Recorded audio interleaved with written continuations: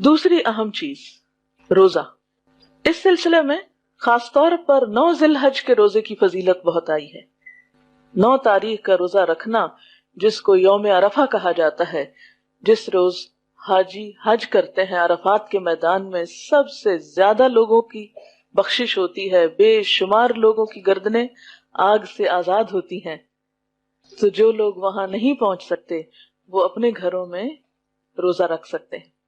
अब इसमें थोड़ी सी कंफ्यूजन लोगों को हो जाती है, क्योंकि हमारा हिजरी कैलेंडर अमूमन 1 या 2 दिन पीछे होता है बनिस्बत सऊदी अरब के। तो इसमें परेशानी की जरूरत नहीं। जैसे नमाजों के औकात अपने अपने मुल्क के अलग हैं, इसी तरह बाकी तारीखें भी अपने अपने मुल्क के एतबार से वैलिड है। वरना आप ये भी कर सकते हैं कि आप अपनी 9 तारीख को भी रोजा रख लें और जिस दिन वहां हज हो रहा हो उस दिन भी रोजा रख लें, क्योंकि सिर्फ एक ही रोजा नहीं बल्कि इन सारे दिनों के रोजे की बहुत फजीलत है, 9 दिन के रोजे की। हजरत हुनैदा बिन खालिद अपनी बीवी से और वो रसूलुल्लाह सल्लल्लाहु अलैहि वसल्लम की ज़ौजा मुताहरा से रिवायत करती हैं। वो फरमाती हैं कि रसूलुल्लाह सल्लल्लाहु अलैहि वसल्लम 10वीं मुहर्रम और जिलहज के 9 दिन और हर महीने के 3 दिन इस तरह के पहली पीर और 2 खमीस रोजे रखते थे। तो इससे क्या पता चलता है इस रिवायत से कि आप सल्लल्लाहु अलैहि वसल्लम ने इन 9 दिनों के भी रोजे रखे, यानी पूरे 9 दिन भी आप रोजे रख सकते हैं। अगर हिम्मत नहीं तो एक दिन रख के एक दिन छोड़ भी सकते हैं, फिर एक दिन रख ले फिर एक दिन छोड़ दे, जैसे सौम दाऊदी था। तो जो आपको सहूलत हो, वरना एक दिन का रोजा तो लाजमी रखें। और वो क्या, 9 जिलहज का। उसका सवाब क्या है?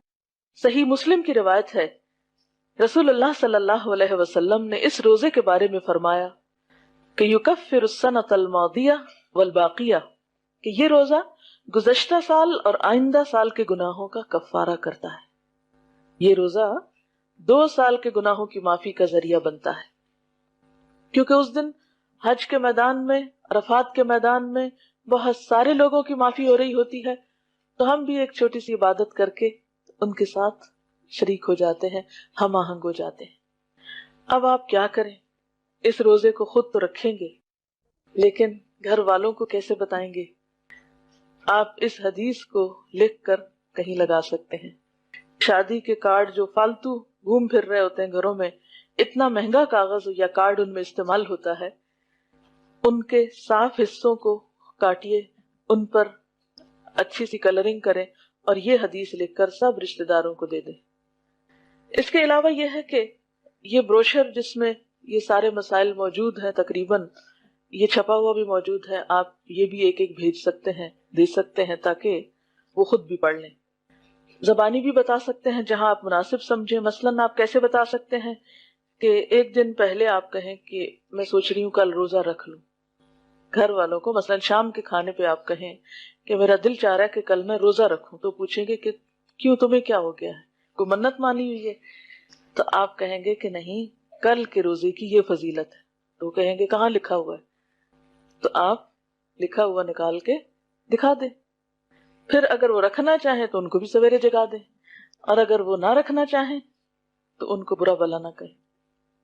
अब बात यह है कि इस रोजे को खालिसतन अल्लाह की रजा के लिए और गुनाहों की बख्शिश के लिए, अपने गुनाहों और कसूरों का एतराफ करते हुए अल्लाह ताला से दुआ भी करें उस दिन, और जब रोजा इफ्तार हो तो उस वक्त फिर मजीद दुआ मांगे इंशाअल्लाह ताला।